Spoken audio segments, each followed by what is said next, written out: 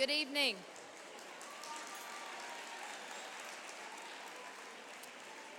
Welcome. Have a seat. Welcome to the 2017 Showcase of Excellence. As you know, this is a time for us to relax, celebrate the week, and enjoy the first place finishes for the speech events. I'd ask you to do a couple of things. First, a little housekeeping to get out of the way. If you're in the dorms, checkout is by 11 tomorrow. You should give yourself plenty of time to check out if you have to catch a shuttle. You should come to the third floor of the Student Center to go ahead and turn in your linens and your keys and all that.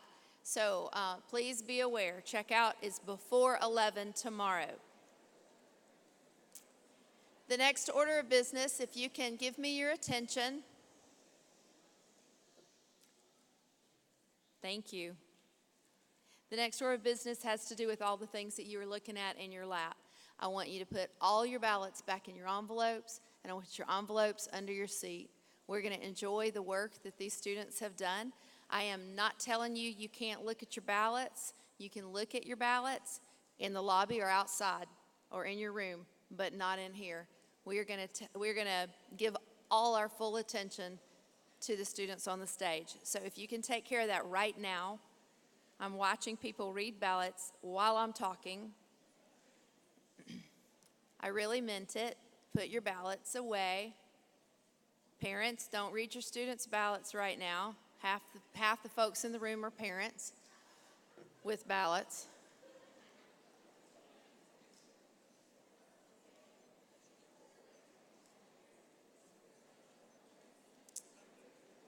I'm just waiting on you, just so you know. All right, come on in, have a seat. Let's begin. Tonight, I'll tell you a little bit about how this will work, and then we'll get started and move quickly through our speeches. I will announce the category and the champion. They'll come out, take center stage, and present for you. The limited preps, I have lots of questions about the limited preps and the why we do the limited preps the way we do, and mostly because this is just the way I thought was best when I first thought about doing the event. And we've talked about changing it different ways and decided there wasn't any real good reason to change, and lots of good reasons to have it the way it is. Apologetics, everybody knows the questions beforehand. Everybody can prepare the same amount of material. So when we get to the apologetics champion has the ability to choose his favorite question. So that's how apologetics will work. Extemp. The extemp student, because we're not going to give him a new topic and send him away to prep, gets to choose between the semifinal and final speech, and he gives one of those, either the semifinal or the final speech that he gave in competition. The impromptu speaker, as you know, gets to encourage us with his impromptu skills by preparing on stage, drawing on stage his topic, preparing on stage, and then presenting on stage. So the reward, besides the trophy, is that next year, the impromptu speaker this year gets to choose the topics for next year. So Abby Lovett has sent me the topics for tonight. Mac is ready for the challenge. We're all good. I did think it was a little bit humorous tonight as I was having the pleasure of congratulating our winners, that when we got to impromptu, the closer we got to number one, the bigger the grins got on the faces of the students coming across the stage. And I said, "What's so funny?" And one person said, "I'm just so glad she called my name first," which I thought was pretty funny. But anyway, that's how things will work. So without further ado, tonight, instead of going through alphabetically beginning with apologetics, we're going alphabetically backwards beginning with persuasive. Our persuasive champion, Abby Wright.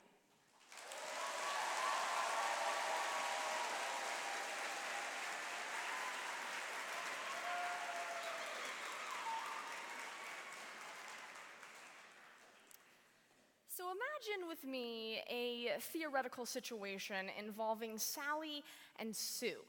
Now, Sally and Sue have both been invited to 3 different parties on Saturday night. Sally, however, suffers from FOMO, fear of missing out, and doesn't want to decline a single invitation, so instead, she hatches a plan to go to all 3 parties on the same night. First, she goes to John's house.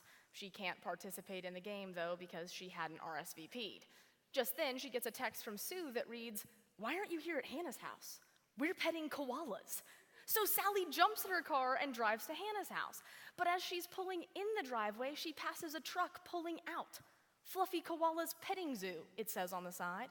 "Are you kidding me?" screams Sally as she turns around and drives to the final party at Jenny's house. Halfway there, however, her tire blows out and she has to spend 3 hours on the side of the highway waiting for AAA to show up. Ironically enough, she'd run over a sharp shoot of bamboo that had been dropped by a baby panda off the back of Fluffy Koala's Petting Zoo. I hate to admit it, but I can relate to Sally. A few weeks ago, I got a Facebook invite to a friend's party. Now, on Facebook, you have the option to reply yes, no, or maybe. I thought I could go, but I didn't RSVP for weeks. I finally checked the RSVP list a few days before the party, and there were 5 yeses, 5 nos, and approximately 30 maybes. And that's not even including the people like me who were too chicken to click maybe. I decided to go to the party, and when I got there, almost everyone who'd been invited showed up. What is it with people and commitment? My entreaty today is simple. Répondez s'il vous plaît. RSVP. Come on, y'all, reply. Okay, well, maybe it's not that simple. I really want to talk to you about a greater issue, commitment, and our culture's lack thereof. Truly, a lack of commitment can manifest itself in ways that are much graver than simply not RSVPing. As I encourage you to live with a greater commitment mentality, I'll show you evidence that proves this is such a big problem, how commitment can really be a blessing, and finally, how to get yourself to overcome that fear of clicking yes or no. So first, how in the world can I claim that a lack of commitment is a growing problem in today's world? Well, let's start by taking a look at one of the most important, most beautiful commitments in the history of the world, marriage. According to the Pew Research Center, quote, "Marriage continues to lose market share among Americans to other arrangements such as cohabitation and living alone. Barely half of adults ages 18 and older are married. 51% in 2010 compared with 72% in 1960. But it's not just marriage, though. The whole of society seems to shun commitment. When my grandfather graduated from college, he got a job at Wachovia Bank and worked in the same building in downtown alongside the same people until the day he retired. Not so anymore. People move from job to job and town to town. And while there's less commitment, we have more choices than ever. Technology has progressed and our number of choices has grown exponentially. But a New York Times article put it concisely. Quote, "Research shows that an excess of choices often leads us to be less, not more satisfied once we actually commit. There's often that nagging feeling that you could have done better." Don't get me wrong. I am glad that Ben & Jerry's has over 40 flavors. But it's tough to commit. And once you've settled on triple chocolate chunk and look over and see that your friend is eating the famous fish food, well, it's hard not to think maybe you made the wrong choice. It was easier when there was just chocolate, vanilla, and strawberry. But the commitment decline is creating an even greater problem. It's making Americans lonelier. Psychology professor Mary Pritchard wrote in a Huffington Post article, "We are more connected and less committed than ever. And this has created a crisis of loneliness in our society." Sally was connected to each party, but not committed to a single one. She wanted to be with all of her friends and ended up being with none of them. I'm not saying it's always easy to click yes or no, but commitment turns back to bless you. Répondez, s'il vous plaît. Which brings me to point number 2. Commitment isn't a curse, it's a blessing. What in your lives brings you the most joy? For me, those things are my relationship with Christ, my family, my friends, NCFCA, and a couple hobbies. Now, what in your life are you most committed to? For me, those things are my relationship with Christ, my family, my friends, NCFCA, and a couple hobbies. See, what you're the most committed to blesses you the most. Here's the common misconception about commitment. It steals one's freedom. But actually, commitment grants a new kind of freedom. My church used to have a service on Saturday nights aimed towards young adults. My dad, as senior pastor, would always be there to lead the service and pray for people afterwards. Now, the service was held in our church's formal sanctuary, which is lined with heavy wooden pews. In order to create a coffee house atmosphere, a crew would come in at 5 p.m. before the 8 p.m. service and start the tedious process of removing all the pews. They would then stay much later into the night to put the pews back. Pew crew was a huge commitment. One night, my dad spent an especially long time praying for one of the girls who'd come. After the prayer team was done ministering, the girl confessed to my father that she had planned on taking her own life that night. And then she'd remembered she had pew crew.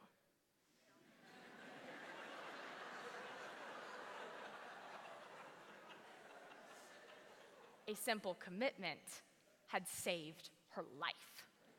Répondez, s'il vous plaît. But commitment brings not only freedom, it brings intimacy. A physician friend of my family made milestones as a radiation oncologist as he pioneered work at Baptist Hospital with gamma knife radiation technology.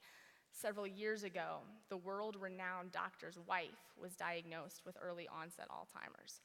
He quit his job and became a grief counselor so that he could stay at home and take care of his wife. After his wife's funeral last year, the doctor confided with my family that had he known before marrying his beloved wife that they would face her early onset dementia and he would have to change his career journey, he would do it again in a heartbeat. Commitment brings intimacy, and that sort of shared love brings the greatest joy in life. Répondez, s'il vous plaît.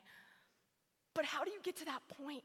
How do you get to where commitment is fueling your drive to live life to the fullest? How do you get to where you can say yes or no, not maybe? Well, for starters, you need to accept that you can't do everything. Shocker, I know. You cannot physically go to John's party and Hannah's party and Jenny's party and reap anything meaningful out of them. You also need to accept that sometimes you might miss out on something else. Commitment has a cost, but it's worth it. If you've ever sacrificed anything for a relationship or a job, you should know that makes you more committed to it. The famous quote of missionary Jim Elliot proves true. He is no fool who gives what he cannot keep to gain that which he cannot lose. In 1998, Tim Keller preached a sermon titled How to Find the Way, in which he discussed Jesus' image of the narrow gate that leads to life. And Keller said that though the gate may be narrow, there is vast openness on the other side, whereas the broad gate leads to a deathly narrow space. How do you commit? You realize that once you truly commit to the things that really bring you joy, you'll find yourself freer than if you had not committed. Free to RSVP yes to the party. Free to invest yourself at work and earn that higher standing. Free to build relationships that last a lifetime. Free to say, yes, I will marry you. And free to say, no, I can't volunteer this week. Commit yes, commit no, but once you've made that commitment, enjoy it. Immerse yourself in it. Well, I know you have all been sitting on the edge of your seats, waiting to hear what happened to Sue. Well, Sue RSVP'd yes to Hannah's party. Her life's dream had always been to pet a koala, and she finally got to. While she was there, the petting zoo offered her a full-time job as a professional Australian animal petter, which Sue accepted. She also met Hannah's brother, an attractive young fellow who Sue married 3 years later. And Sally? Well, Sally never got married because, despite being proposed to by the Prince of Monaco, she was too afraid she might miss out on a better relationship.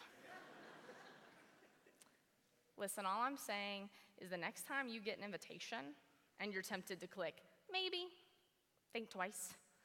It might seem like such a little thing, but répondez, s'il vous plaît. Thank you.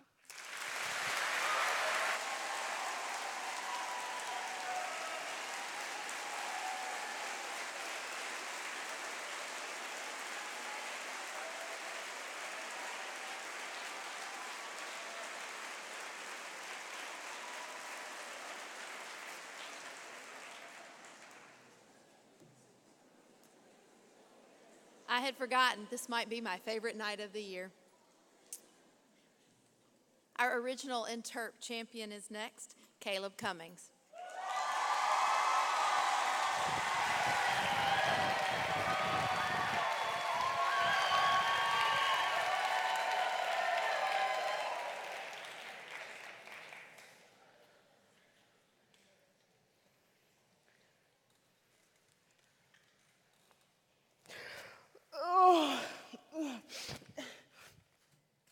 Hey, Caleb, I really need you to take headset this morning.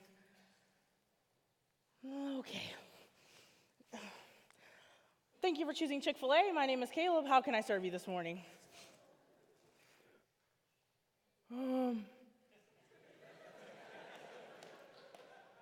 Let me get a chicken, egg, and cheese biscuit.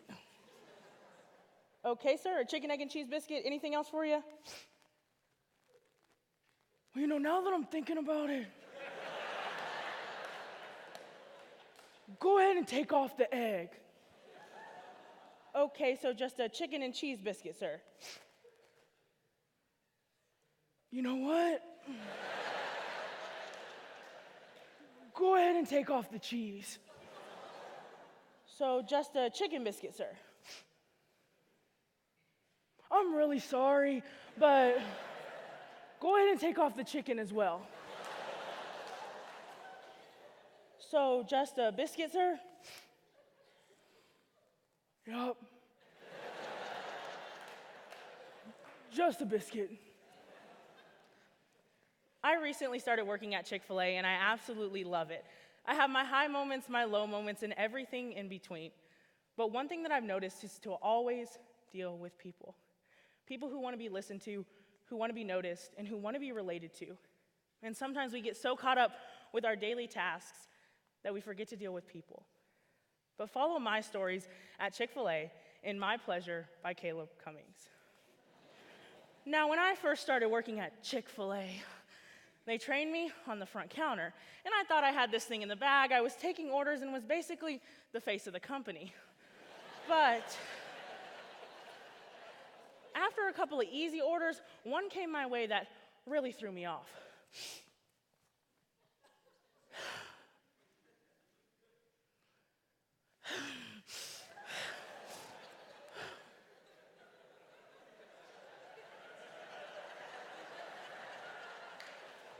He was thoroughly examining the menu. All right, you know what? Give me 6 hot dogs and 2 hamburgers.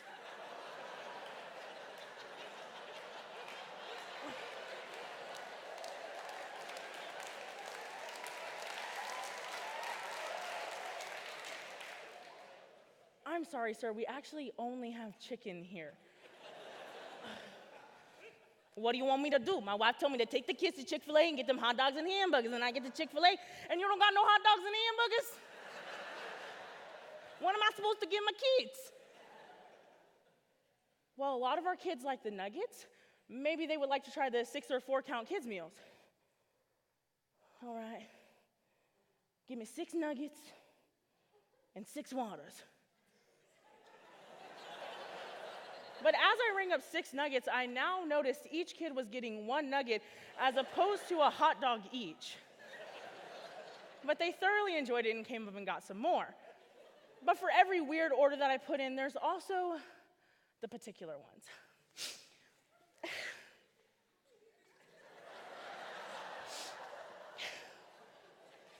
Oh, hi. Okay, so... Oh.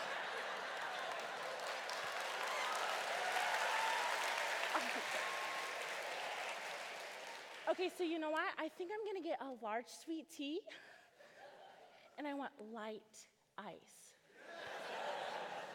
Will this be enough ice for you, ma'am? A little less, please. What about this, ma'am? A little less. What about this, ma'am? I just don't know how to put it any better. I cannot have a sweet tea with a lot of ice in it. What about this, ma'am? That's fine, I guess. And as I turned around to get her sweet tea, I heard, oh, and I'm gonna need a large cup of ice with that.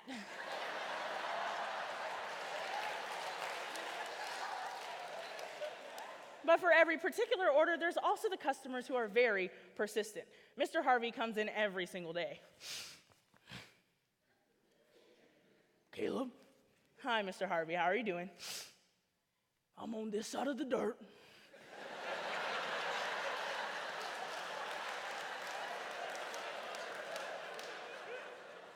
And I'm gonna need a number 1 with a Coke. And I'm gonna be sitting at that table right over there. Now, did you get all that? Yes, Mr. Harvey, we'll bring it to you. One day I just wanna sit down with Mr. Harvey and hear all the stories that he has. But after they trained me on the front counter, there was the drive-thru, particularly the headset. And for future reference, if you're ever coming through the drive-thru, please speak up.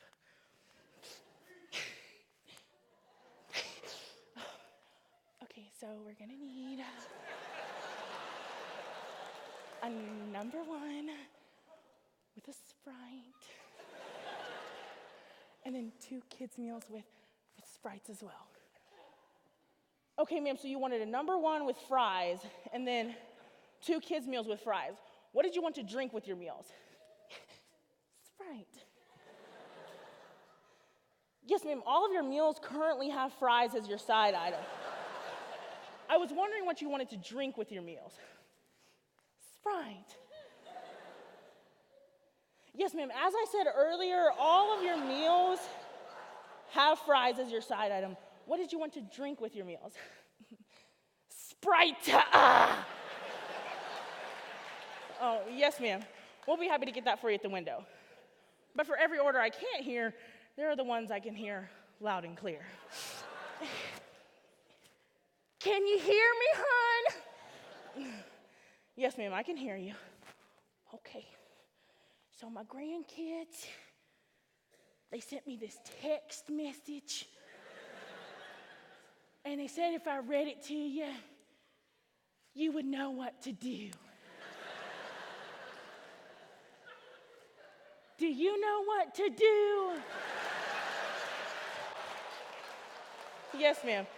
If you read me the text message, I can put the order in. Okay. So the first grandkid wants a Margaret grilled salad with auto line ranch and a half Coke, half Dr. Pepper. Oh my goodness. And the second one, she wants a Triscuit meal. Y'all have Triscuits here? And she wants an Amanda Waller to drink and some Asian sauce. Did you get that, sweetie? Yes, ma'am. Did you want a market grilled salad, avocado lime ranch with a half Coke, half Dr. Pepper, 3-count strip meal with an Arnold Palmer and some Polynesian sauce? Does that sound right?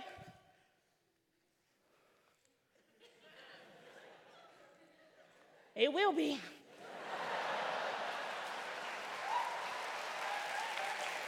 Then there are the times that I get to be the cow.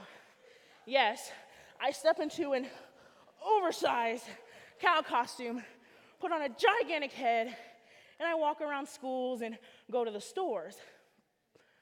But because the kids don't see me as a person, and rather an oversized stuffed animal, I tend to get violated.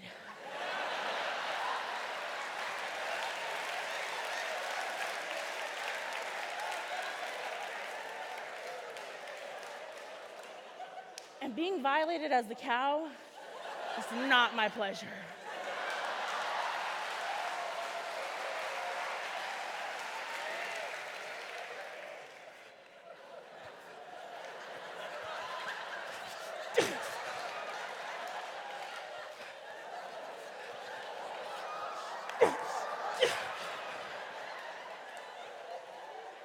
But then there are the times that I get to take pictures with the kids, and I really enjoy that. However, my position rarely changes. It does switch up every now and then. But I love showing out and making a kid's day. But there are also the times that don't go as well. All right, me number one, the root beer, and 6 sides of pickles.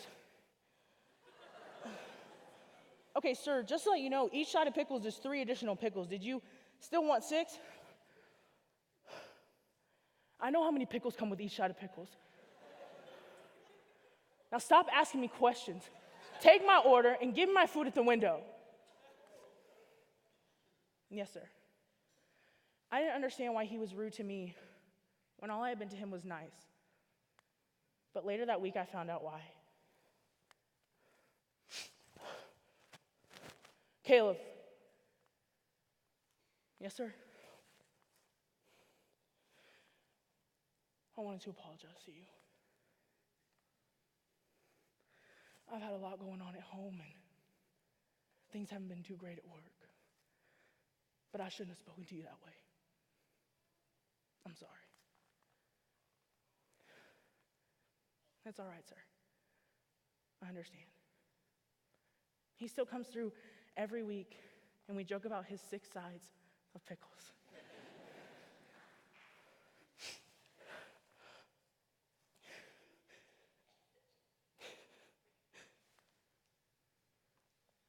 Is everything okay, ma'am? Not really. May I ask what's wrong?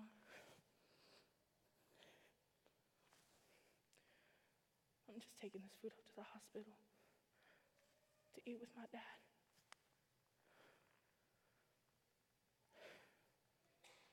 I'm sorry, ma'am. I remember watching my mom every day take food up to the hospital to eat with my grandpa. I know it's hard, but I'll be praying for you. I'll be praying for you. God bless you. Things that I may not be able to say at any other restaurant.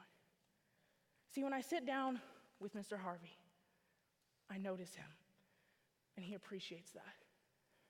When I'm getting yelled at in the drive-thru, I'm listening to people, and they appreciate that. And when I relate to someone going through a hard circumstance, I relate to them, and they appreciate that. And even when I can't hear someone over the headset, no, ma'am, we don't have steak here. Oh, a milkshake. No, 7:30 is not too early for a milkshake. Or there's a super complicated order. So you wanted 3 fruit cups that were only strawberries, and then 2 that were only oranges? I've learned to listen to people, relate with people, and to serve people. And I've learned to serve the way that Jesus would serve. Even though Jesus was serving loaves and fish, and I'm serving chicken and buns. But altogether, it's definitely become my pleasure.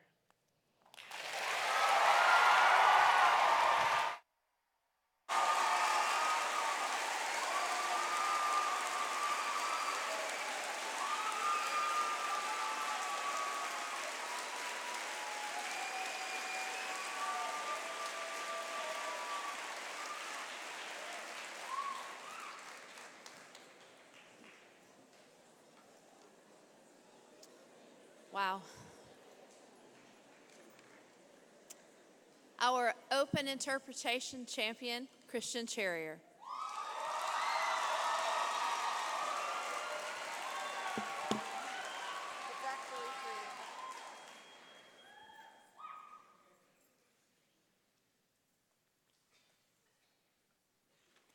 Hi there. My name's Dennis. Now I'm supposed to tell you a story or something. So I'll go with this one. One day I was walking down the hall at school with my books until I dropped my books. Now for you, that's probably not a big deal. But for me, dropping my books, it's like this whole production to try to pick them back up, you know. So I'm standing there, looking at my books, trying to use the force.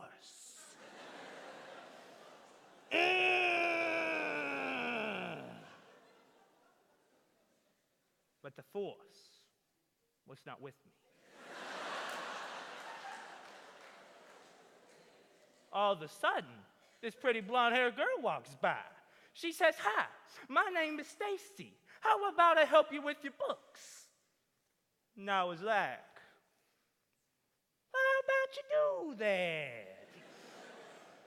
So she picks up my books and she says, "How about I carry them to your next class?" And I was like, "How about you do that?" So we were walking down the hall, just talking a bit. She was telling me about herself and what she does and all this. So we get to the classroom and she sets my books down. Then she looks at me. She says, "Hey, Dennis, I've got a great idea. Tomorrow, me and some of my friends are going roller skating. Want to come?" Roller skating? Yeah, I don't do so well on wheels, you know. She said it was okay. She said she would help me.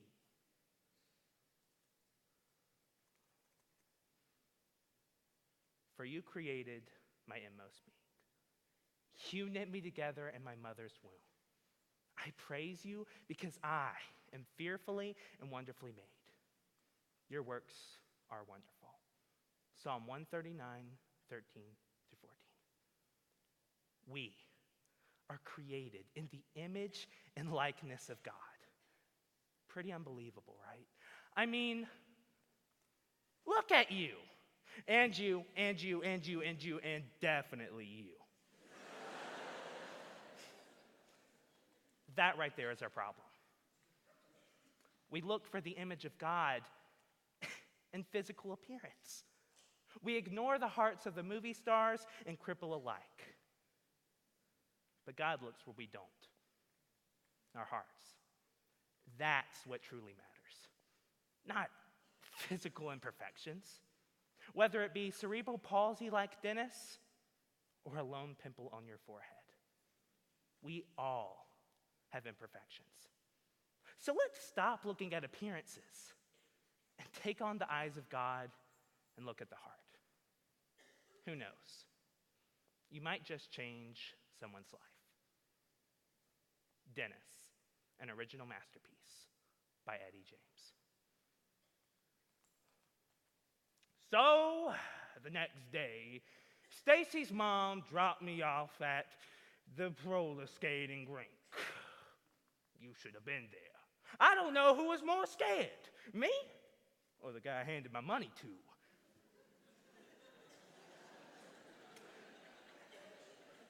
Size 9.5, please. Stacy helped me get my roller skates on, and I was just kind of sitting there, just watching everybody else skate, but it was great just to be part of a group, you know. Stacy skates up to me, and she says, "Hey, Dennis, why don't you come out on the rink?" And I was like, no, I'm cool. You know? And she said, "No, come on. And I was like, no, no. She said, come on, I will help you. And I said, okay. Stacy helped me out onto the rink. This leg went this way and this leg went that way. You should have been there. Seeing everybody's eyes looking at me, I was like, it's cool. I'm a professional.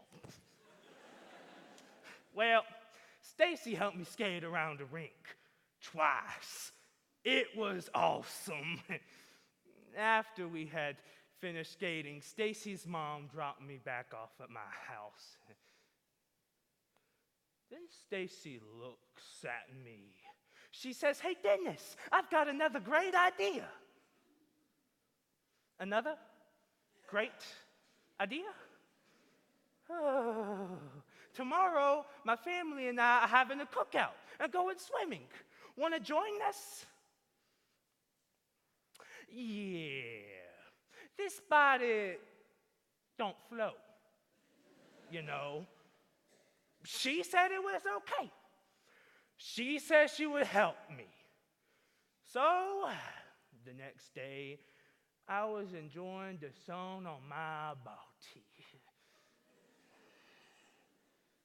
Stacy was swimming, and she said, hey, Dennis, why don't you come into the pool? And I was like, no, I'm cool. You know? And she said, no, come on. And I was like, no. She said, come on. I will help you. I said, okay. Stacy helped me into the shallow end, and I was just kind of splashing a bit, you know. Whee! Then Stacy said, why don't you come on into the deeper end? And I was like, no. She goes, come on, I will. I know. You will help me. So help me. Stacy grabbed my arm and let me float there for a little while. It was incredible. After we had finished swimming, we were eating hamburgers and talking, and Stacy was telling me all about her dreams. You know, that girl could change the world if she wanted to. Then she looks at me. She says, so Dennis, what are your dreams? Well, I don't really have any dreams. Come on, everybody has dreams. I said, no, not me. But she just kept pushing and pushing the issue. And so I got pretty frustrated with her. And I said, okay, fine. You want to know my dreams? I'll tell you my dreams. And my dreams, my leg is straight just like everybody else's. And in my dreams, my hip is in the right place just like everybody else's. And in my dreams, my hands are normal just like everybody else's.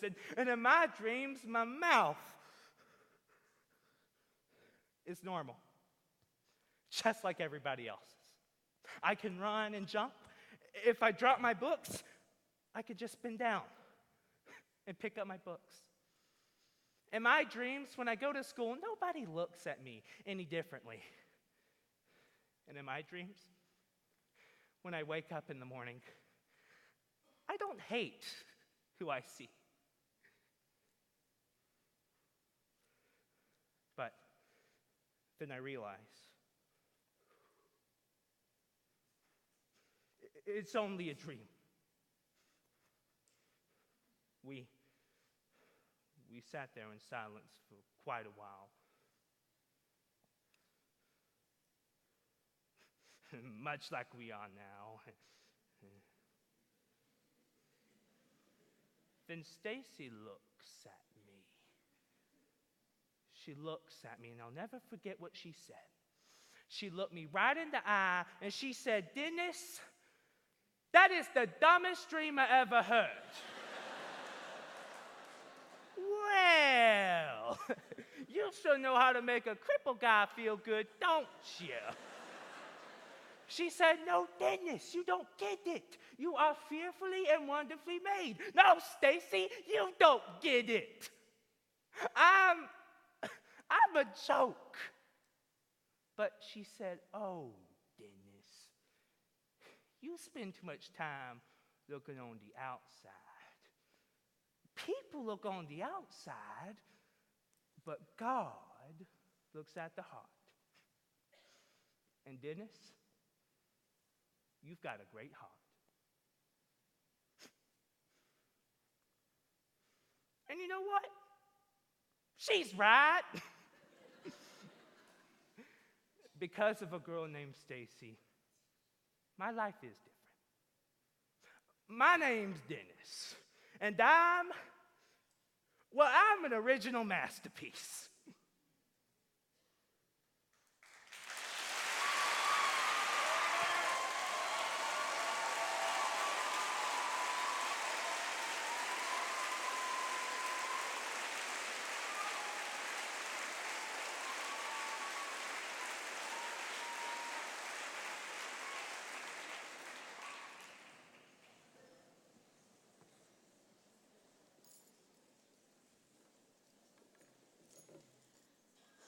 Our informative champion, Thomas Stewart.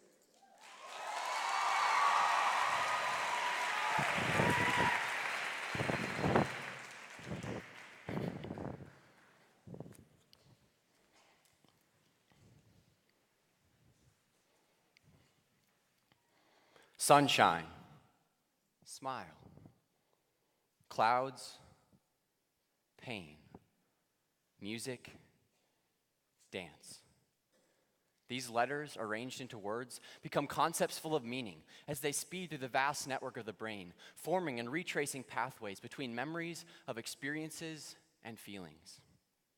This ability to grasp meanings, facts, relationships, and adapt to various situations is commonly known as intelligence. And the concept of integrating this intelligence into machines has been developing since the 1950s.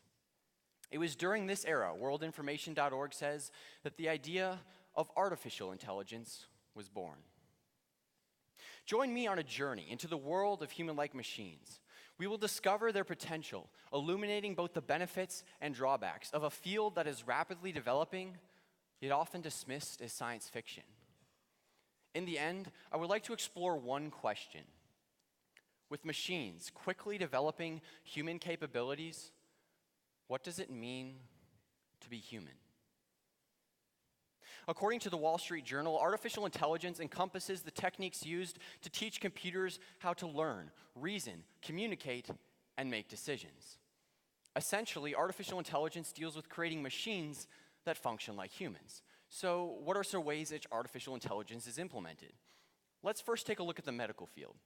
IBM estimates that in order for doctors to keep up with new insights in their field, they would need to read an average of 29 hours per day.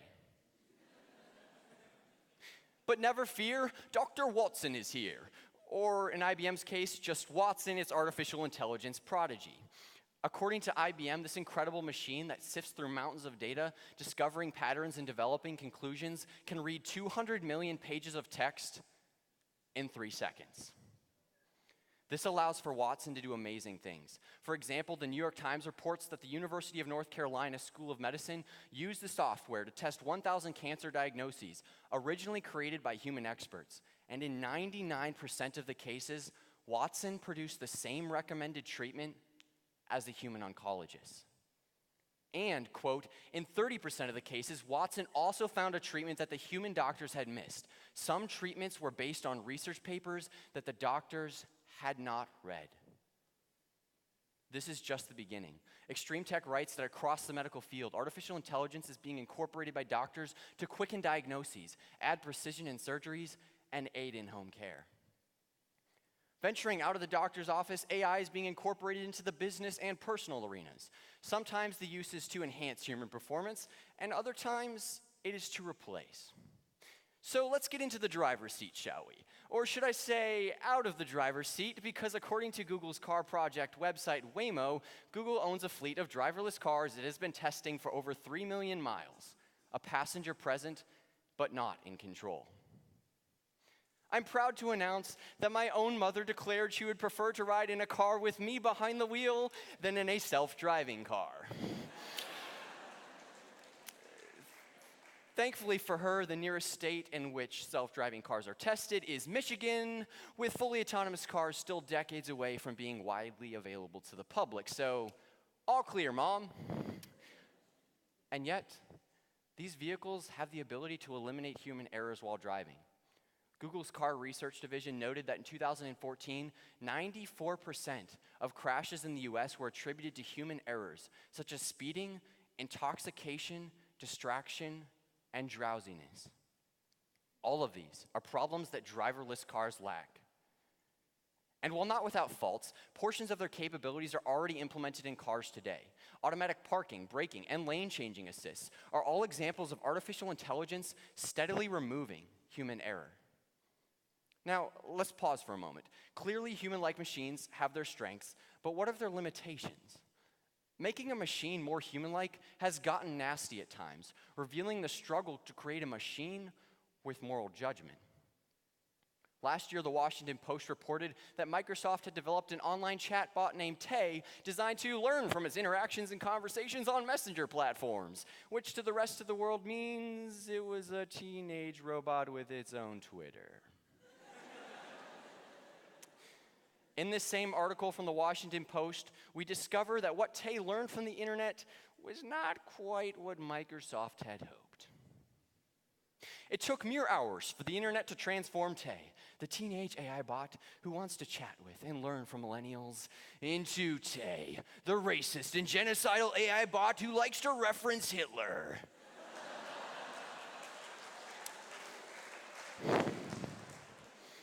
Needless to say, Microsoft revoked Tay's internet privileges. So far, we have glimpsed just a few of the many abilities and limitations of artificial intelligence. And with AI displaying its human-like qualities, a common concern often arises. Is there a threat to the jobs of the human workforce? Last year, Google's artificial intelligence executive Mustafa Sulman gave us a little insight. We're still decades away from that technology replacing humans at work on a large scale. Nevertheless, it's something people should definitely pay attention to as the technology continues to mature. Now, this is not a call to be afraid, but rather a compelling reason to address the future of AI and the challenges it poses. Jonathan Zittrain, professor of internet law at Harvard Law School, put it this way. Our work is less to worry about a science fiction robot takeover and more to see how technology can help with human reflection and decision making rather than entirely substitute for it. The New York Times reports that AI business today is much like the internet was in the 1990s. Quote, a thing on its own that eventually will be built into all kinds of products and services. This leads us back to the original question. In light of all that artificial intelligence does in the likeness of humans, what makes us distinct as more than just a computer on legs? Aside from the astounding truth that we are created in the image of God, what does it truly mean to be human? Some believe that feelings are purely what separates us from machines. But isn't humanity so much more than just feelings? Is it not also how these feelings compel us to act? Humanity is the courage of a soldier, the compassion of a mother, the little child's dream of being an astronaut. Humanity is the longing for fulfillment, the search for meaning. It's the beauty of imperfection, the spontaneous acts of kindness, the inconvenient love of the Good Samaritan, and underlying all of these is the constant human struggle between right and wrong, a struggle that a machine cannot experience. Hence, we reach a dilemma. How do we determine what a machine decides is right and wrong? The New York Times presents this challenge involving a driverless car. In the midst of busy traffic, a ball bounces into the street, pursued by two running children. If a self-driving car's only options are to hit the children or veer to the right and strike a telephone pole, potentially injuring or killing the car's occupants, what does it do? Should its computer give priority to the pedestrians or to the passengers? When a crash is inevitable and a human is at the wheel, the result is a spontaneous reaction, a decision the driver has to make in a split second, but in a car controlled by algorithms, it is a choice predetermined by a programmer. A 2016 study conducted by the American Association for the Advancement of Science explored further and found that, quote, while people believe in the abstract, that a car should choose to save as many lives as possible, most also said that they would not buy a car that could choose to save others' lives while placing their own at risk. In the face of these choices, what would you do? It is the answer to questions like these that determines the future of artificial intelligence. It is this responsibility that separates us from any machine. This privilege and responsibility is not science fiction. My computer science professor once explained that in programming pacemakers, he realized that the difference between life and death is the difference between a 1 and a 0. A weighty responsibility for even the strongest of shoulders. Very real and conscious choices are shaping the world around us for generations to come, for your children and grandchildren. Think back to the words with which I began. Can you remember them? How about the order? To a machine, this is as simple as adding 2 plus 2, but this is not what makes us human. We are not defined by our ability to compute, but much more intricately by our ability to live, to love, and to struggle with the responsibility of choosing right from wrong. Artificial intelligence is drawing out these aspects of our humanity, testing us in ways that should cause us to stop and think, to realize and appreciate what it means to be human. Could a machine truly know what it means to experience those words beyond the concept, to revel in elation, sadness, and joy? Sunshine, smile. Clouds, pain. Music, dance. This is what it means to be human.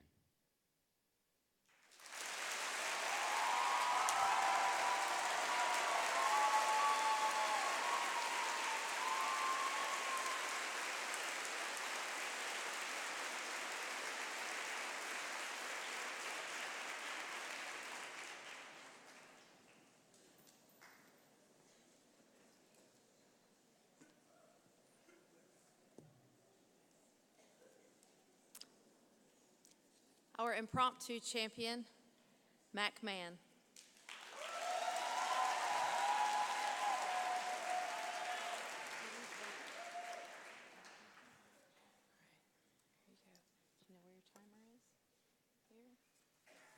I'd ask you to be really quiet while Mac has to think for 2 minutes.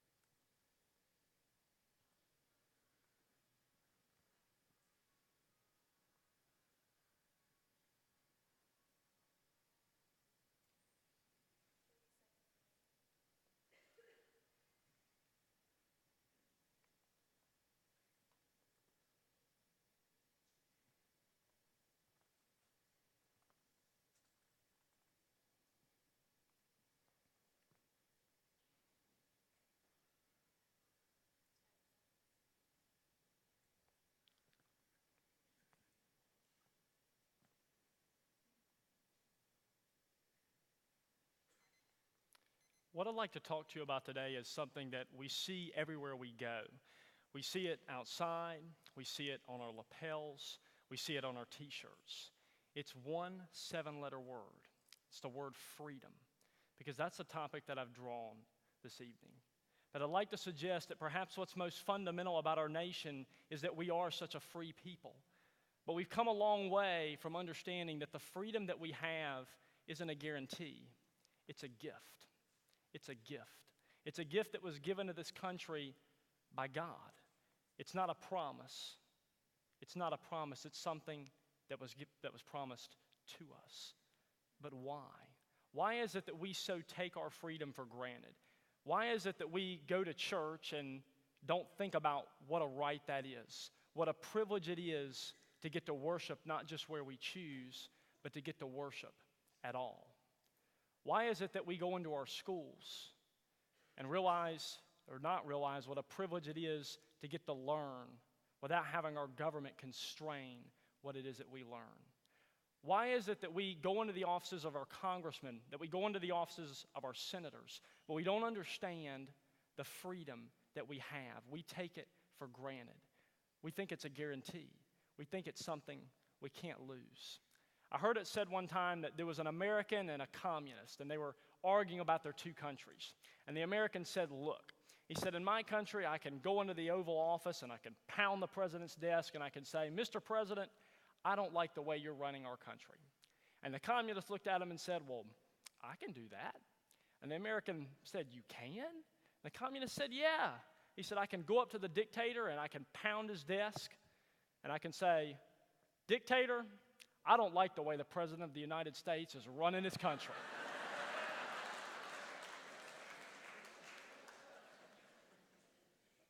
We have to remember that many nations in this world don't have the freedoms that we have. Our freedom is a gift. It's a gift that's been given to us, but it's a gift that, like our national anthem says, we are the land of the free, but we're also the home of the brave, because our freedom has come at a price. In this great nation, it came at the price of 1.2 million men and women who paid it all so that I can stand here tonight and speak to you, who paid it all so that we all have the right to gather together as Christians and talk freely amongst ourselves and not be abused by a government that doesn't care about our rights and doesn't care about our freedoms. It reminds me of a young man named Martin Treptow who left his job in a barber shop in 1917, and he went to France to fight in World War I. And he was killed there on the Eastern Front by an artillery shell. And on his body, they found a diary. And on the inside cover, that 17-year-old young man had written these words, that America must win this war. Therefore, I will save, I will fight, I will sacrifice, I will endure. I will fight cheerfully, as if the issue of the whole struggle depended upon me alone. Our nation is built upon the courage of young men like Martin Treptow, young men and women who paid the ultimate price, giving up their freedom so that we can all sit here this evening. But that freedom, that gift that we have, and the price that was paid for our freedom comes with a responsibility. It's the responsibility to protect it. I believe that in this country, we are the leader of the free world. We're the leader of the free world because we're the only ones who can do it. We're the leader of the free world because of men like Thomas Jefferson and men like George Washington, men who pledged their lives, their fortunes, and their sacred honor to fight the ultimate fight, the fight that all the world said could never be won, to stand up against an empire that had never fallen and to watch it fall. It was President Ronald Reagan who said in his second inaugural address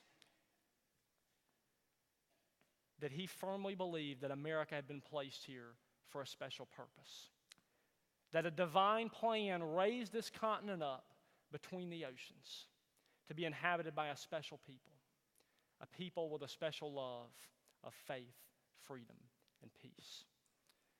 So as you leave these auditorium doors tonight, think about our freedom. Think about what a gift it is to even be able to come here this evening. And remember the price that was paid, but remember the responsibility we carry. Thank you so much for your time.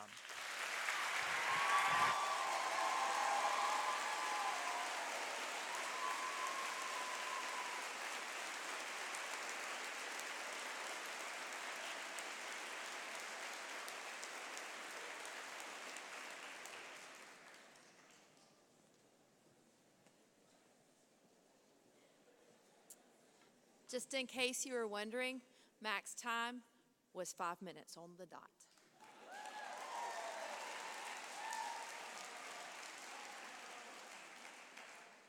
Our illustrated oratory champion tonight, Katie James.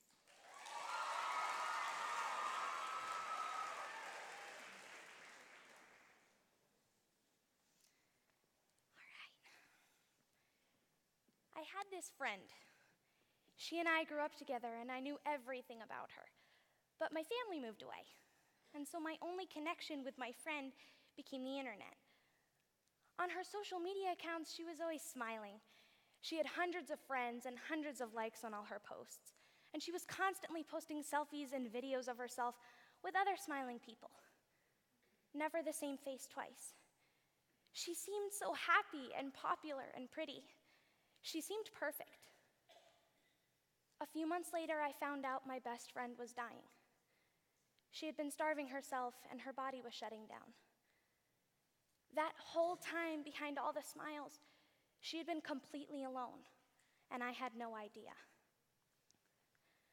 My generation has a problem, and we need your help. We are the most socially connected generation ever, and yet we're lonely, and it's putting us in danger. But don't worry, this isn't a speech on how bad social media is. We've all heard that before, right? And let's just face it, social media isn't going anywhere, and it's not all bad. The problem isn't social media itself. The problem is teens don't understand it. Today we're going to be taking a look at life in the connected world. We'll see what it is and what it isn't. Then we'll see what happens when we're not connecting, and finally we'll see how you can help. Most teenagers in the world today can barely remember a time when there wasn't some form of social media. The Washington Post calls teens today digital natives. Look at how connected teens really are. Facebook, YouTube, Twitter, Snapchat, Instagram, the list goes on. That same article goes on to say that the average teen spends 9 hours a day on some type of social media. 9 hours. While this sounds like a lot, it actually shouldn't surprise us. According to an article in Computer World, quote, social network companies and social content creators are working hard every day to make their sites so addicting, we can't resist them, end quote. And it's working. We're literally drowning in our phones. Now take a look at this. The Guardian, in an article on teens and social media, found that your average teen has 286 online friends. So let's get this straight. Your average teen is spending 9 hours a day with 286 people? That sounds great, right? Well then, how is it that The Independent can report that up to 80% of teens feel lonely often? What's going on here? How can teens be so connected and yet so lonely? In our modern age, believe it or not, it's a question worth answering, since studies have found that loneliness increases our mortality rate by 26%. Researchers have also found mounting evidence linking loneliness to functional and cognitive decline. And as a predictor of early death, loneliness eclipses obesity and even smoking. But why are teens so lonely when we're so well connected? Well, the New Yorker did a study on humans, and it found that your average human cannot know more than 150 people intimately. Yet we think our hundreds of online friends are true friends, that followers are interested in us and likes determine our worth. And guess what? Social media companies did this on purpose. friends, followers, likes. Think about what these words connote. To us digital natives, there isn't a difference between the online connotation and the offline meaning. So we ask the question, what is this true connection that can open the door and prevent the loneliness? Well, it's simple. That true connection is conversation. The Huffington Post, in an article entitled, "Why Don't We Talk Anymore?" says, quote, "We must rediscover how to talk again. We are all dying from neglect of our souls. The human soul must be watered to thrive." Conversation is how we share our deepest thoughts and needs with one another. Without it, we miss things that are going on in other people's lives because we're only engaging in small talk, end quote. In other words, we're living at surface level, at a cost. We aren't getting to know the person behind the profile. On social media, we're skimming over people's lives, a brush over their beliefs, families, and jobs. And we friend them. That's it. No real digging, no meaningful questions. Essentially, teens today want relationship without the work.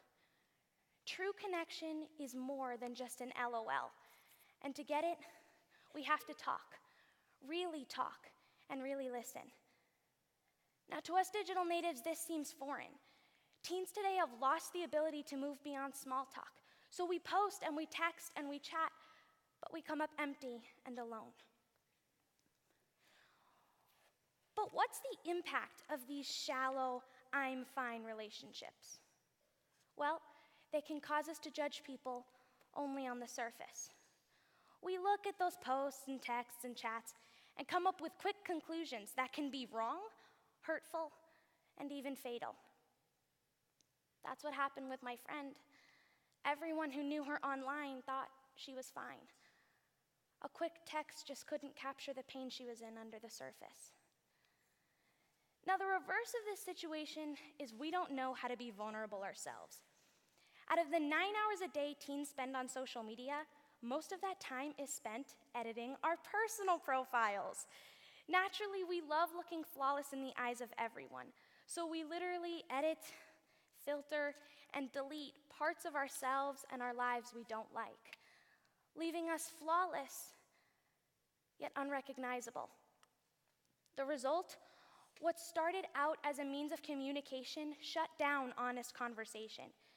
It's really easy to fall into the habit of thinking we can text back and forth and understand one another. Social media isn't bad, it's just teens today have confused what it is and what it isn't. Now, it is a great way to tie the world together, start charities, funds, and movements, but it isn't a substitute for true human connection. But how can teens change so drastically in a digital age? And why have I brought this to you to help? I've been watching my grandfather recently. Everywhere we go, I've seen him talking to otherwise totally random people. He doesn't have social media, and he only uses his phone to call. Yet, he learns something interesting about all the people he meets, and it makes him sad to see how little people like to talk anymore. But how can you all help this next generation? You can show us the value of going slow and going deep, which is what true friendship really means. Because you remember a time without social media, you can model that real, authentic behavior. You can show us that being vulnerable can be safe, and taking the time to build these real relationships is worth it. My generation has a problem, and we need your help. We are the most socially connected generation ever, and yet we're lonely, and it's putting us in danger. Today, we looked at life in the connected world. We saw what it is and what it isn't. Then we saw what happens when we're not connecting, and finally we saw how you all can help. Social media and its effects on my age group wasn't really a problem I had noticed until this past year when I found out my friend was dying. At a group therapy session later in her treatment, her therapist asked her why she never told anyone how lonely and sick she was. Her answer? Nobody asked. I wrote this speech for her and for all the other teens out there that are being misled by social media and end up lonely and in danger. I could have supported her better had I just stopped and taken the time to see if she was okay and waited for her answer, her real answer. My goal today and our goal in speech and debate is to make meaningful connections with people through conversation. If there's any group of people that can spread this message, it's us. But what's the first step? I want us to try this. The next time that we see a friend or a family member, let's ask them this question: are you really okay? I truly believe that question can change more than we know, and it's still less words than the average tweet. Thank you.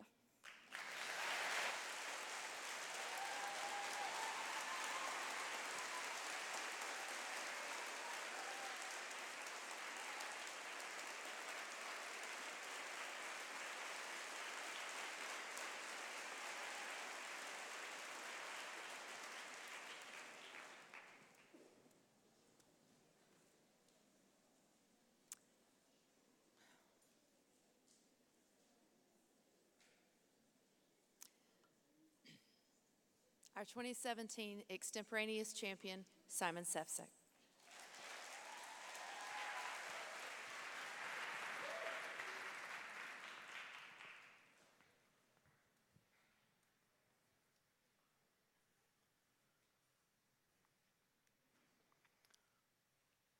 I think if there's one thing that we all did at this tournament as we sit in this chamber tonight, is that we can all agree we all did a lot of walking.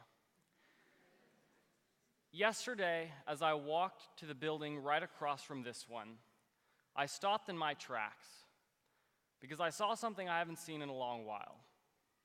I looked as a young man who was probably only about 5 years old. In one hand held a baseball, and in the other hand held a baseball glove. And he would throw the baseball towards his father, and if he caught it, his father would explain to him, "Good job," and if he missed it, he would say, "Maybe next time," or "Almost there." Now this impacted me because it would remind me when I was only the age of that young man. I probably wasn't even as good at baseball as he was, but I remembered exactly how I felt, as I would do the same thing with my father. I felt an impeccable bond of security, as if my superhero father would never be able to come between me and the safety that I felt and ensure that I would never be harmed. That's a feeling many of us have felt before. But just a few short Mondays ago, on May 28th, that dream was shattered for thousands of people, as over 22 people were killed at a concert in Manchester, England. According to AP News, this attack was likely perpetrated by a man named Salam Abedi, a 23-year-old man with Muslim descent from Libya. Now, I don't know what caused him to commit such a heinous act of terrorism, and I don't know what went through his mind when he did so, but I remember what went through mind when I heard that the attack had occurred. And I must admit to you with shame that I almost felt indifferent. I turned on the news to hear what had occurred, and shortly turned it off to move on to the next task in my day. Because it's become a trend, hasn't it? And we've become used to it by now. Unfortunately, ladies and gentlemen, tragedy has become trendy. And the question is, what will we do about it? As we look to our brothers and sisters in Europe, we must ask, what will they do in order to prevent these tragedies from occurring? So let us answer today's question, which is what reforms need to happen in the European Union in order to make it thrive. Now, ladies and gentlemen, I will be unable to answer today's question because there is no way right now in which I can imagine the European Union being able to thrive. Rather, the question is whether they will even be able to survive with the amount of violence, with the amount of terrorism, and the amount of evil that has occurred on that continent recently. But if there could be two things, it would be once again a proclamation that the European Union will take every action necessary in order to fight terrorism. The Heritage Foundation reports that the asylum process occurring within the European Union allows thousands of refugees from other countries to enter into Europe. Once they arrive and once their asylum has been processed, they're then able to easily travel from a place like Austria to a place like Manchester, England, or the London Bridge. As a result, because of these lax immigration policies recognized, according to Fox News, by top EU officials and important British intelligence officials, this type of system has allowed and directly increased terrorism. Because of a lax immigration policy that is propagated in the name of tolerance towards other people. But ladies and gentlemen, unfortunately, in the name of tolerance, acts of violence are allowed to occur within Europe. That's why the American Enterprise Institute recommends 3 specific reforms, the first of which is a better screening process. According to AP News, sources all amongst the European Union and top officials in British intelligence confirm that the current screening process occurring with refugees is simply ineffective to prevent terrorism from occurring. Secondly, the American Enterprise Institute points out that the immigration process and the travel process occurring within the European Union allows individuals to travel freely once they enter Europe. And the final recommendation that was given by the American Enterprise Institute is to change different trade policies in order to sanction those engaged in acts of terrorism. Because, ladies and gentlemen, as we stand here tonight, this I know to be true. Tonight we may go to bed and we may sleep well. But on the other side of the world, there are fathers and mothers right now who are simply asking the question, why me? What went wrong? And what should I have done differently? And we must ensure that their tears do not go to waste. We must grieve with them. We must understand that terrorism cannot continue to be a trend. We must make every effort possible to end it. And the European Union has pledged for months that they are going to change their asylum process. They have recognized the potential dangers in their security process, and yet no reforms have been made. And so as a result, parents grieve, and individuals are left to wonder what the future will look like for them. And we must do the same. We must allow nations to put their security in their own hands, as we saw through the Brexit movement. One of the pro-Brexit leaders once remarked, after the election result had been announced, that we seek only the protection of ourselves and our children, the protection of our fathers and sons, the protection of our mothers and daughters. That is the protection with which we must dedicate ourselves to as well. We must ensure that terrorism does not become the face of Europe, but rather that hope does.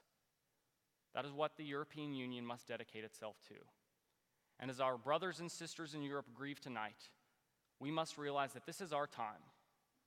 This is our moment to seize the opportunities of this world and to dedicate ourselves to fighting terrorism and evil in whatever shape it may take. Thank you. May God bless you, and may God bless the United States of America.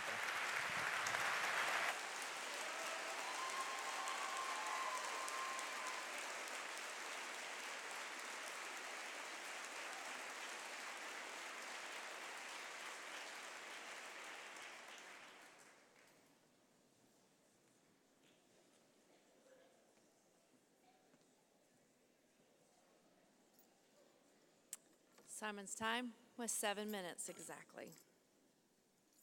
Our duo champion tonight, Luke Chiba and Mia Chiba.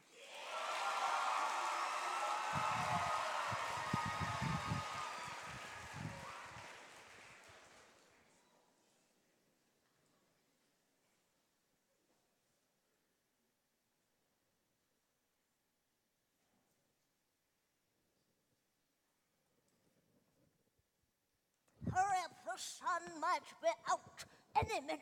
I am hurrying. That's your top speed. Top speed, Mary. Look out, or I may not be able to stop and I'll run right over you. In your dreams, old man. Yes, Yes, that's about right. Feels good to sit. Would you look at that sunset over there? Ever see one more beautiful? I don't see it. It's right there over the hardware store. I've never seen a white sunset before. That's the Methodist Church. There's the sunset. Oh, I see it now. Beautiful, isn't it? That's what I just said. I thought that was you. Did you bring the coffee? The no coffee keeps you up. I thought we'd just sit here tonight and watch the sunset. Do you want to hold hands? Do you mind if we didn't? My balance isn't too good tonight. Have you ever been old? Of course not. Look at them. Fair point. Well, regardless of your age, there's something each and every single one of us has. Whether you're an infant, Or Methuselah. We all have memories. Sitting on the front porch, Richard and Mary relive their memories. and as they reflect, they come to the realization that each one is a blessing. An attitude that all of us young folk could learn from. I Remember It Well by Ken Bradbury. Do you remember our first sunset? No, I don't think I do. Remind me. It was Sunday evening service. They let the kids go out and play, and you and I were sitting on the back cellar door, and you leaned over to me and said, Are you sure that was me? Of course it was you. And you leaned over to me and said, Want a slide? Mama said, if I can't do still be quiet in church, I should stay here. I could be quiet, just didn't wanna. Come on, let's slide down the cellar door. It's fun, I've done it lots. Mama said, I shouldn't hang around you so much, Richard. She said, you're a bad example for me. Am I? Yes, let's slide.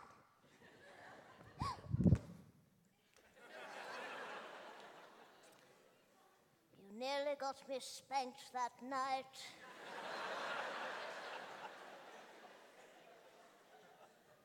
Are you sure that was me?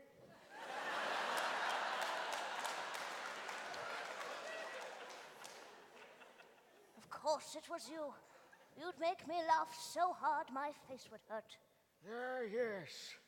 Like the high school dance when... Oh, my. It's a wonder my father ever let me date you again. Hey, lady, you ready? Richard, your dad's Model T. How'd you get it? He doesn't know. Hop in, Mary. Richard, we shouldn't. I know. Hop in, Mary. Razzmatazz. Shh, don't use that language. Daddy's out in the backyard. Well, Richard, you're too fast. Richard! 35 miles an hour. Look at that, Mary. We're flying.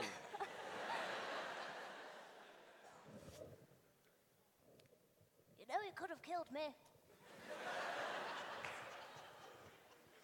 Are you sure that was me?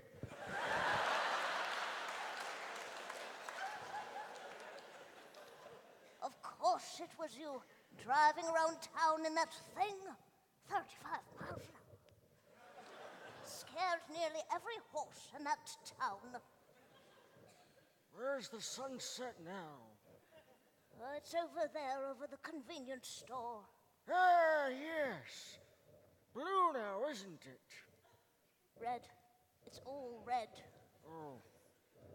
Like our wedding day. Remember the sunset over the church, Mary?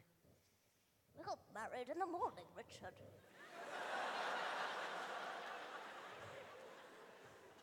Ah, yes, I remember it well. Hurry up, Mary. Oh, Richard, the groom isn't supposed to see the bride before the wedding. I've seen you all my life, Mary. What's the big deal? Come on, your dad's waiting for you in front of the church. Well, it's not you. Well, I don't know if I can do this. Get married? Well, nothing personal. Nothing personal. Mary, there's 100 sweaty people sitting in the church right now. We've dated for 12 years, and your dad had to take out a loan to pay for that dress. What do you mean, nothing personal?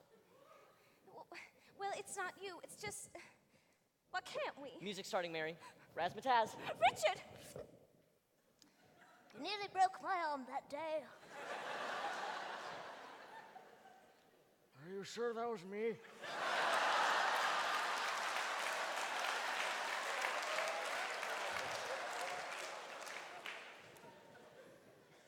Who else would I marry? I suppose so. Getting dark out, isn't it? Well, your glasses are getting dirty again. No, I suppose so. I wonder whatever did become of my dad's Model T. Who knows? Dust to dust. Rust to rust. Lots of water under the bridge since then. Who's that? Those are the neighbors' kids out on their bikes. Lots of kids out on the street tonight. Our children always make me happy. Now? You ready now? Calm down, Richard. It's just a baby. I'll get the car. You've already got the car, Richard. You've had it running for 2 days. A pillow. You need a pillow. I need a doctor, Richard. Just go get the car and bring it up front. Aspirin? You need aspirin? Cough medicine? I can get you anything that you need, Mary. I don't have a cold or a headache, Richard. I have a baby. And he's about Ice to... cream. We can stop, get some ice cream and... Do not stop for anything, Richard. Just go get the car and bring it up front. Wait right there. Where'd you go? When? I'm getting the camera. We want to remember this. Don't you dare take my picture, Richard! Just give it to the hospital! You're right. You're right. Gotta get to the hospital. Gotta go fast. Baby's coming. Baby's coming. Razzmatazz, baby. It's a wonder we ever made it at all. I got better with the second one. And the third and the fourth. Fourth? Fourth. We had 4 children. We had 4 children, Richard. I suppose so. You need a sweater, Mary? You know, I like to be a little chilly out here, watching the sunset, thinking about all those wonderful things, like driving on a pretty road, or listening to the rain fall at night. Running through the sprinklers, watching you open a gift. Hot towels, fresh out of the dryer, chocolate milkshakes. I like vanilla. No worries, Richard. You know, it's strange. I almost miss them. Calm down, Richard. I trust her. I've called everywhere. The school, the malt shop, her friend's house. It's prom night, Richard. Kids stay out late. Plus, you told her she wouldn't have to be home until midnight. And it's almost 11. Where is she?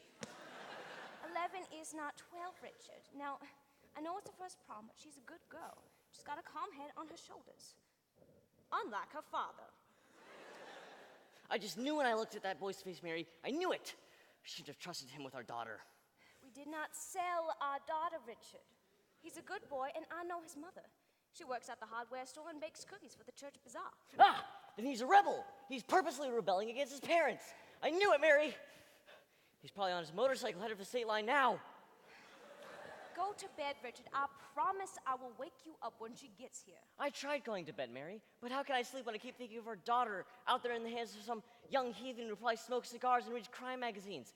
Mary, I'll never forgive myself if Richard, something... there's a car in the driveway. It's the police! They found the bodies!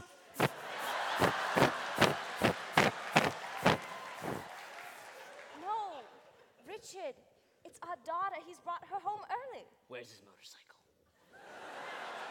He doesn't have a motorcycle, Richard. Look. It's his grandpa's Model T. Isn't that cute? Come on. Let's go act like we're not worried. I'm worried, Richard. About what? Would you think all of our fun is over? That there's nothing left for us except to sit here and watch the sunset? We could play cards. You keep forgetting what cards you've got. We could go for a walk. Your walker keeps getting stuck in the grass. Yeah, I suppose so. How about Yes? How about we just sit here tonight? Sun's almost down. Really? It's good to remember things, isn't it, Mary? We've got lots of good memories. Lots. And I guess we should be thankful for that. Want to hold my hand? What about your balance? Yeah, let's live wild tonight. Take a chance. Where is it? Where's what? The sun, I can't find it. Well, then just remember it, Richard. Just remember.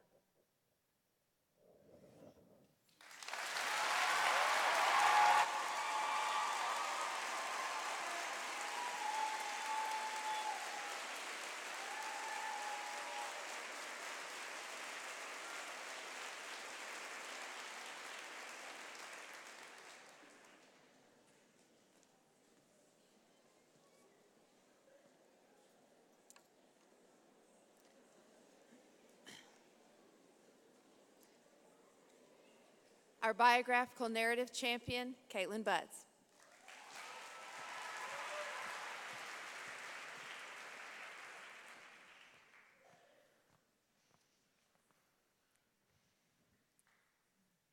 Jesus, keep me near the cross, there a precious fountain. Free to all, a healing stream flows from Calvary's mountain. From the time I was barely tall enough to peek over the row and chairs in front of me, I had my hymnal open to one, such as this, from its author's autobiography, my fingers dutifully chasing the pages to find the correct number. 11 years of classical piano training, countless preludes and offertories, and 4 sweet years of accompanying the senior adult choir later, sitting down to play through the hymnal still profoundly impacts me. I still get chill bumps whenever I hear the organ and that telling swell of a key change. Whatever your experience with or affinity towards old hymns may be, I hope to use them to lead us to a place of comfort and encouragement to the soul. Today, I bring you the life story of a woman who penned over 8,000 marvelous expressions of the Christian walk. She teaches us each the enduring power of our words and our worship. Hers is a beautiful tale of faith and blessed assurance, led by evocative song and verse that touch the chords of the heart. Fanny Crosby. Now today, primarily, we'll explore collections of reflection and insight from Fanny Crosby's autobiography. I gleaned much about Fanny Crosby by pursuing her own dictation of the events and the people that marked her life. On March 24th, 1820, in the rolling hills of southeast Putnam County, New York, a baby girl was born to John and Mercy Crosby. When the child was only 6 weeks old, an infection and inflammation in her eyes led her parents to seek help from the local doctor. His recommendation of hot poultices cleared the infection, but his maltreatment left little Fanny blind for life. Still, she pursued various adventures, playing outdoors. Her first composition, written at the age of 8, was a cheerful poem about her blindness. "Oh, what a happy soul I am, although I cannot see. I am resolved that in this world contented I will be. How many blessings I enjoy that other people don't, to weep and sigh because I'm blind? I cannot, nor I won't." Later, Fanny told an astonished clergyman that she was thankful to be blind, because when she got to heaven, the first face she would ever see would be that of her Savior's. She felt that if she had seen the beauty of this world throughout her life, she might have missed some of the depth of the beauty of God. In the complete book of hymns by William and Ardithe Peterson, we find some of Fanny's words that capture her anticipation of sight in heaven. "I shall know my Redeemer when I reach the other side, and his smile shall be the first to welcome me. I shall know him by the print of the nails in his hand." Fanny Crosby thirsted for a thorough education, and so she enrolled at the New York Institute for the Blind at the age of 15. Her bright mind had enabled her to commit the first 4 books of the Old Testament, as well as the 4 Gospels, completely to memory by the age of 10.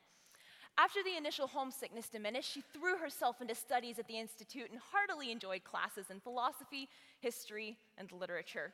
Her distaste for arithmetic, however, caused her to write a poem that let me give an emphatic nod. Multiplication is vexation, division is as bad. The rule of 3 puzzles me, and fractions make me mad. It was these clever poems that led Fanny to learn the lesson of humility. The superintendent of the institution, recognizing her growing pride in her abilities with poetry, charged her to see her inexperience and instead praised God for the skills that she possessed. But he also encouraged her to work diligently so that she might develop real skill as a poetess. Fanny later recalled that this advice was worth more than rubies to her. Fanny's interest in policy was soon to meet her poise and candor in conversation. The power of her words and expression afforded her many unique opportunities. Representing the New York institution, she spoke twice before a joint session of Congress about education for the blind. She delivered a tribute to the Battle of Bunker Hill, and some years later, while visiting President Polk in Washington, presented verses she'd penned especially for him. It was during these years that Fanny published 4 volumes of delightful poems for all occasions. After pursuing a comprehensive education, she became a school teacher at the New York institution, where she taught Roman and American history, rhetoric, and grammar. Concise Church History by John Hunt shares that the 11 years Fanny spent as a school teacher were a great developing period in her life. It was not until she left her job as a teacher that she would begin to unlock the purposes God had for her in the composition of hymns. In 1858, Fanny married Alexander von Alstein, a cheerful, caring man who Fanny remarks to have lived happily with until his death in 1902. Shortly after their marriage, however, the couple was to experience heartbreak. Safe in the arms of Jesus, safe on his gentle breast, there by his love o'ershadowed, sweetly my soul shall rest. Robert J. Morgan in Then Sings My Soul, a collection of the stories of authors of great hymns, shares that Fanny penned these words after the birth and death of her only child. She would bear this pain privately through the entirety of her life, but shared that Safe in the Arms of Jesus was dedicated to all mothers who had lost a child. Fanny wrote a hymn for every moment in life, and her skill with hymn writing became her livelihood. Concise Church History shares that she spent regular hours at the Bigelow and Maine Company, the foremost firm that she composed for, and she would ultimately write over 8,000 hymns. The methods of writing varied according to the circumstances. Sometimes Fanny wrote a text and later had it set to music, although many of her hymns have never been set to music. And other times a musician would approach her with a melody and say, "What did these sounds speak to you?" Fanny says in her autobiography, quote, "The most enduring hymns are born in the silences of the soul, and nothing must be allowed to intrude while they are being formed into language," end quote.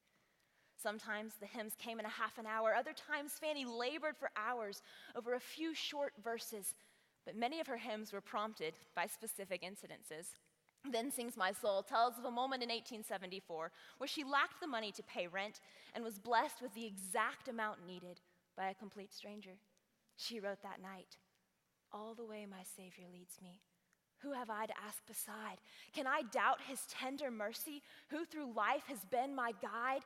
Heavenly peace, divinest comfort, here by faith in him to dwell. For I know, whate'er befall me, Jesus doeth all things well." These words are not trapped in the 1800s or in a dusty church pew hymnal. They belong in 2017, in your life and in my life. Each of us needs to know, as Fanny learned, that our Savior leads and guides us.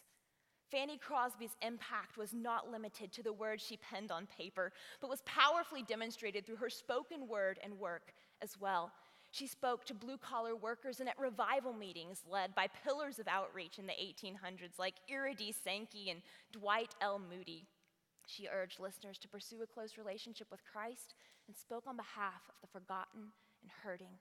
Her words encouraged and defended countless individuals. Rescue the perishing, care for the dying. Jesus is merciful, Jesus will save. Then Sings My Soul shares that it was not until the age of 60 that the blind hymnist began her second career. She chose to live in near poverty in the ghettos of lower Manhattan, where she could work in rescue missions. Her hymn, Rescue the Perishing, captures even in its title the cry of Fanny's heart as she labored amongst those battling alcohol, depression, and every other vice. Her patient love and ministry would continue until her death in 1915. After 95 years of experiencing darkness on this earth, she met the glorious light of heaven and saw her Savior's face. As a lifelong lover of music and hymns, the story of Fanny Crosby has special impact for me. She offers an inspiring perspective on deep difficulty and a model of diligence in the way she pursued her education and connections. But it is her depth of a knowledge of God that flowed from an intimate relationship with the lover of our souls that calls us to pause and examine our own lives. Fanny Crosby's exemplary character leads us to a place of reflection and perhaps new motivation in our own pursuit of Christ through all of life's joys, heartbreaks, and quandaries. Am I consistent in my words and my worship? And will our legacies be ones that point individuals to cling to Jesus?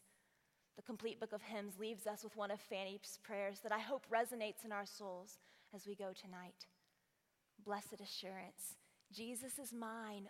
Oh, what a foretaste of glory divine. Heir of salvation, purchase of God, born of his Spirit, washed in his blood, perfect submission. All is at rest.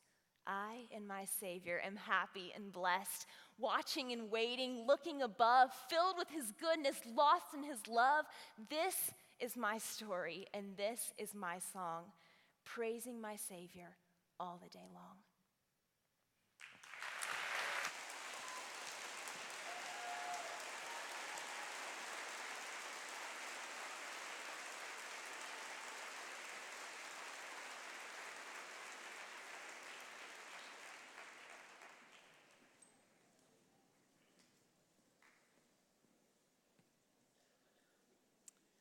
Our biblical presentation, Cam McLean.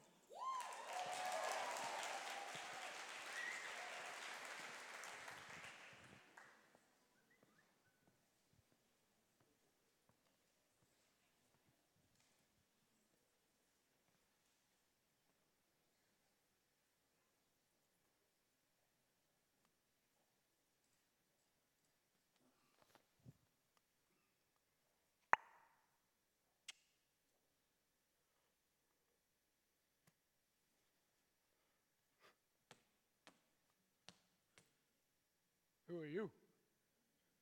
I don't remember letting anyone in my room. How did you? I feel as though I'm supposed to ask you whether or not you know what it means to be blessed, whether you believe you are blessed. I wonder if you really do. John 9, 1 through 15. As he passed by, he saw a man blind from birth. His disciples asked him, "Rabbi, who sinned, this man or his parents, that he was born blind?" Jesus answered, "It was not that this man sinned or his parents, but that the work of God might be displayed in him. We must work the works of him who sent me while it is day. Night is coming when no one can work. As long as I am in the world, I am the light of the world." Having said this, he spit on the ground and made mud with his saliva.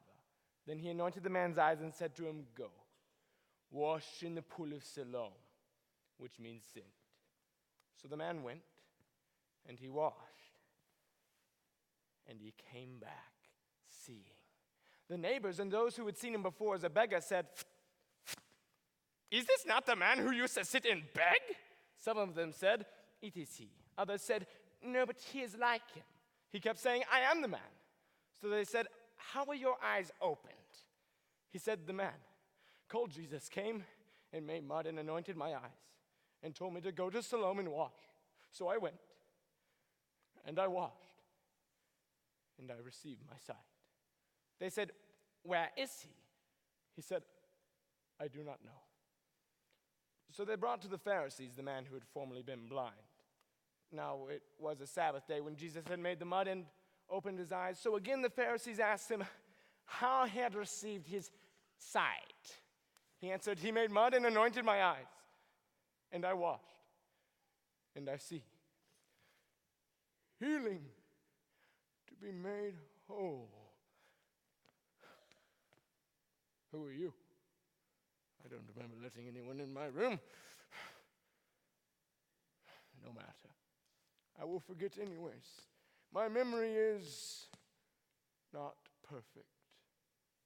A perfect world may have been God's plan A, but why couldn't He, in His infinite wisdom, use our tribulations to bring us closer to Him? Not that He causes our pain, but that He uses it. I have an unconventional question for you. What was it? Ah, yes. Could you be blessed in your pain? Food for thought. Yes, food for thought. John 11, 1 through 43. Now a certain man, Lazarus of Bethany, the village of Mary and her sister Martha, was ill. It was Mary who anointed the Lord with ointment and washed his feet with her hair, whose brother Lazarus was now ill. So the sisters sent to Jesus, saying, Lord, he whom you love is ill. When Jesus heard it, he said, This illness does not lead to death. It is for the glory of God, so that the Son of God might be glorified through it. Now Jesus loved Martha and Mary and Lazarus. So when he heard that Lazarus was ill, he stayed 2 days longer in the place where he was. Then he said to his disciples, Come, let us go to Judea again. His disciples said, Rabbi, the Jews were just now seeking to stone you, and are you not going there again? Jesus said, Are there not 12 hours in the day? If anyone walks in the light, he does not stumble, because he sees the light of this world. But if anyone walks in the night, he stumbles, because the light is not in him. Having said this, he said to them, Lazarus has fallen asleep, but I go to awaken him. They said, Lord, if he is asleep, then he will recover. Now, Jesus had spoken of Lazarus' death, but his disciples thought that he meant taking a rest and sleep, so he told them plainly, Lazarus has died, but for your sake, I am glad that I was not there, so that you may believe. But come, let us go. So Thomas called the twins, said to his fellow disciples, Let us go with him, that we too may die. When Jesus came to the city, he found that Lazarus had already been in the tomb for 4 days. Bethany was near Jerusalem, about 2 miles off, and many of the Jews had come to Martha and her sister Mary to console them concerning the loss of their brother. When Martha heard of Jesus coming, she rose and went out to meet him, but Mary remained seated in the house. When she came to him, Martha said, Lord, if you had been here, my brother would not have died. But even now, I know that whatever you ask of God, God will give you. Jesus said, Your brother will rise again. She said, Yes, Lord. I know that he'll rise again in the resurrection in the last day. Jesus said, I am the resurrection. Whoever believes in me, though he die, yet shall he live. And anyone who lives and believes in me shall never die. Do you believe this? She said, Yes, Lord. I believe that you're the Christ, the Son of God who is coming into this world. Having said these things, she returned to her sister Mary, saying to her in private, The teacher is here and is calling for you. When Mary heard this, she rose quickly and went out to meet him. Now Jesus had not yet come into the village. He was still in the place where he was when Martha had met him. The Jews who were there consoling Mary concerning the loss of her brother saw her rise quickly, and they followed her, assuming that she was going to the tomb to weep there. When Mary came to Jesus, she fell at his feet, saying, Lord, if you had been here, my brother would not have died. When Jesus saw her weeping, and the Jews who were with her also weeping, he was deeply moved in spirit and greatly troubled. He said to them, Where have you laid him? They said, Lord, come and see.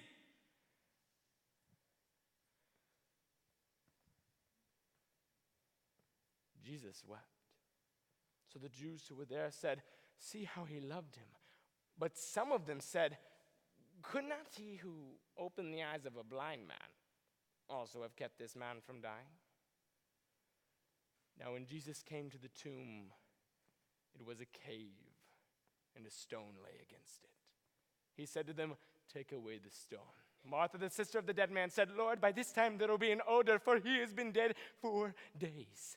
Jesus said, did I not tell you that if you believed, you would see the glory of God? So they took away the stone. Then lifting his eyes, he said, Father, I thank you that you have heard me.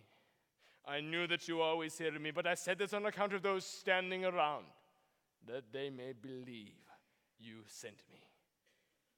Then he said in a loud voice, Lazarus, come out. Healing, set free from death. Who are you?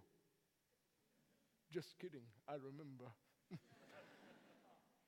Life throws many punches, be it blindness and sickness and death, or in my case, dementia.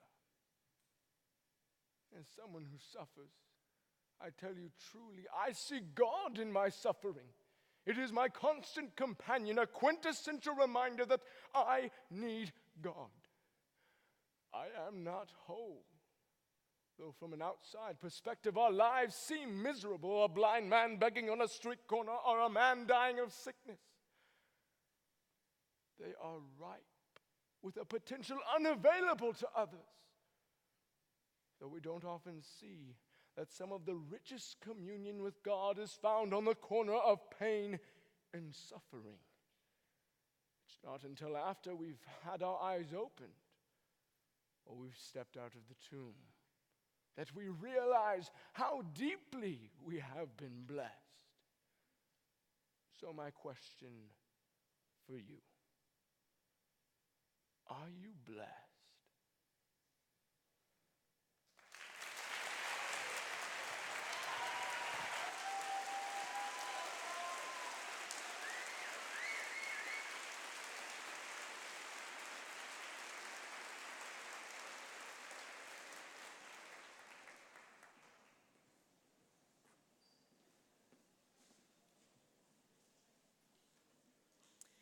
Our apologetics champion, Benjamin Vincent.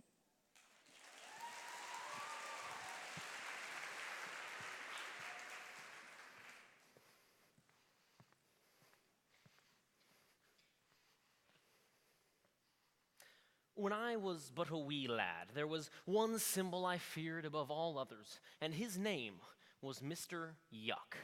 Now, Mr. Yuck was a small green sticker which my parents would affix to anything around the house that they knew to be dangerous, depicting a face with its tongue sticking out. And whenever I saw Mr. Yuck affixed to anything around the house, I knew that there was danger lurking just out of reach, waiting to strike. I feared Mr. Yuck in the deepest parts of my soul, and yet despite how much I feared him, I always kind of wanted to touch whatever he was stuck to. And now, of course, I knew Mr. Yuck was a warning. I knew he was telling me that whatever he was stuck to was dangerous, but the little sinner in me just wanted to find out why it was so dangerous. Now, I wish I could tell you that I've grown out of this habit, that I've learned to go through life without the desire to touch the things I know shouldn't be touched and do the things I know shouldn't be do. But I'm sure you all, especially my mother, know that that's not true. Because like all of us, I'm a sinner. And while I hate to be the bearer of bad news, that truth applies to every one of you as well, whether you're familiar with Mr. Yuck or not. And today, although it seems an odd topic to choose as my favorite apologetics topic, I want to talk about sin, specifically the doctrine of original sin. The question I want to answer today is the request to explain the meaning and significance of original sin. And And I'm going to be doing so today because I believe that it's an essential thing for us to understand, whether we are Christians or otherwise. Because even though it's something we don't like to talk about, understanding our sin nature helps us to understand in a far deeper way the human condition, and ultimately to really truly appreciate and love what our Savior has done for us. I want to look at three main things today. First, I want to talk about the origin of our sin problem. Secondly, I want to discuss how it spread to every one of us. And I want to conclude by discussing the startling hope that can be found in the doctrine of original sin. So let's begin at the beginning, the very beginning. In Genesis 1:1, God creates the world. And he creates it to be perfect. He examines it all and declares it to be very good. There is nothing which is out of place, nothing which is broken. It is truly perfect. And he creates as the crowning glory of all of this humankind, made according to Genesis 1:27 in his own image, to reflect who God truly is and ultimately to glorify him forever. But it didn't take us very long to screw that up. In Genesis chapter 3, Adam and Eve choose to eat the fruit, to fall away from God, to rebel against their original design. And in that moment, with that decision, sin entered the world. That was the origin of our rebellion. It was the beginning of our tragic fall, but it certainly wasn't the end. The Bible goes on to account the story of mankind's complete and utter fall from grace as we continued to fight amongst ourselves, to kill one another, to hurt one another, and to break the creation around us. And the sin that began with Adam spread to every single one of us. The Apostle Paul talks about this in Romans chapter 5, verse 12, where it says, just as sin entered the world through one man, and death through sin, and so death spread to all men because all sinned. We are born sinners. Sin didn't just start and end with Adam. It began and continues throughout every generation of humanity, and we are all born into a nature of sin. It's incredibly hard to accept that reality, but it's a reality the Bible clearly teaches. Romans 3:23 says that all have sinned and fall short of the glory of God. Isaiah 64:6 says all of our righteous deeds are like polluted garments before God. Psalm 51:5 says, in sin did my mother conceive me. I was brought forth in iniquity. We are born into a nature of sin, and it has spread to each and every one of us under the headship of Adam's decision. And the individualist in us as Americans cries out against this and says it isn't fair, that I should get to make my own decision, that I should be the one deciding if I touch Mr. Yuck or not. But the idea that we are bound together in one fate to either be original sinners or original saints doesn't just carry tragedy, it also carries hope. Because there lies within the doctrine of original sin an incredible beauty, a startling hope that we find in Jesus Christ.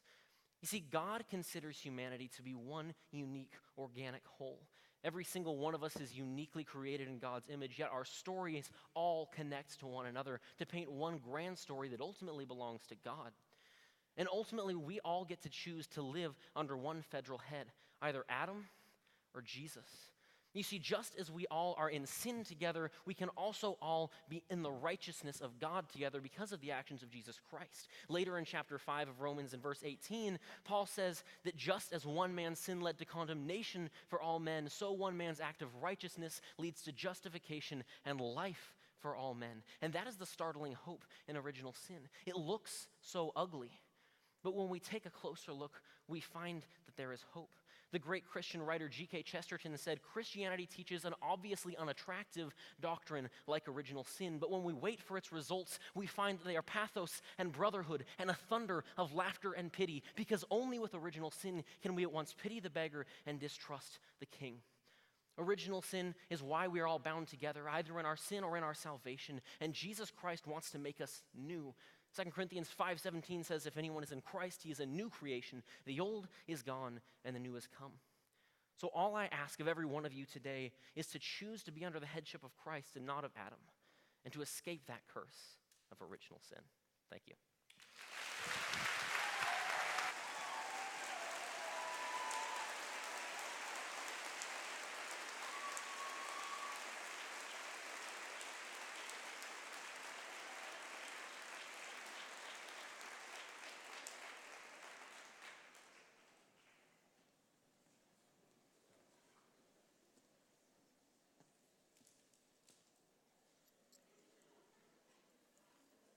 There are no words to describe what we have experienced tonight. We have been entertained, we have been challenged, we have been blessed. We have been touched. Thank you. Could you guys come and join me on stage?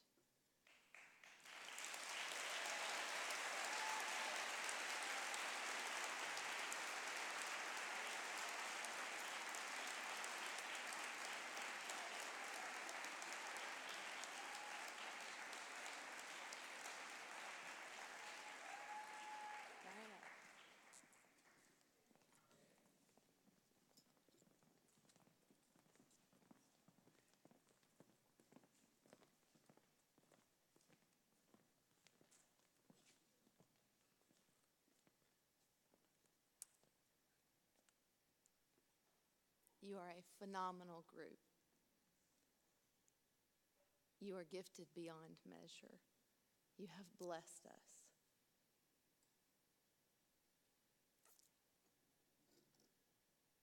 Thank you for helping us see the potential.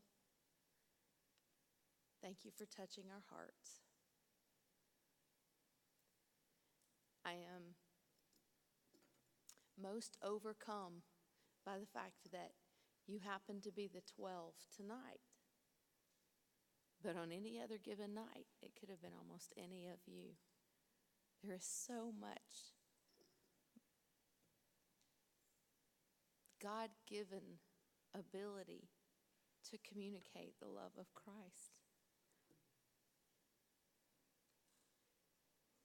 Please don't be careless with the gifts that you have been given. You have been given much. Much is required. Go make us proud. I know God is saying, well done, good and faithful servant. This is your 2017 Showcase of Excellence.